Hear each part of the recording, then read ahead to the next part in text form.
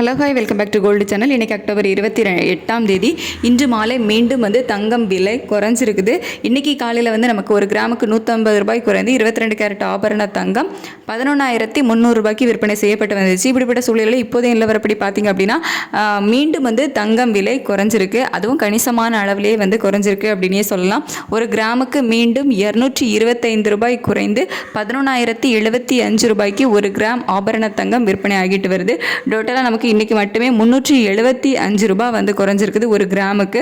ஒரு சவரனுக்கு 3000 ரூபாய் குறைஞ்சிருக்குது. ஸோ ஒரு கிராமுக்கு ஒரே நாளில் 375 ரூபாய் குறைந்து 11,075 ரூபாய்க்கு ஒரு கிராம் ஆபரண தங்கமும், ஒரு சவரனுக்கு ஒரே நாளில் 3000 ரூபாய் குறைந்து 88,600 ரூபாய்க்கு ஒரு சவரன் ஆபரண தங்கமும் விற்பனை ஆகிட்டு வருது. ரொம்ப நாளுக்கு அப்புறம் பார்த்திங்க அப்படின்னா 90,000க்கு கீழே தங்கத்தோட விலை வந்திருக்கு. அதுவும் ஒரே நாளில் 3000 ரூபாய் குறைந்து 88,600 ரூபாய்க்கு ஒரு சவரன் ஆபரண தங்கம் விற்பனை ஆகிட்டு வருது. வெள்ளியோட விலையில் காலையில் 5 ரூபாய் குறைஞ்சி 165 ரூபாய்க்கு ஒரு கிராம் வெள்ளி விற்பனை ஆகிட்டு வருது. மாலையில் நமக்கு எந்த ஒரு மாற்றமும் இல்லாமல் தான் இருக்குது. ஆனால் சர்வதேச அளவில் ஒரு சின்ன இறக்கம் போயிருக்குது வெள்ளியில்.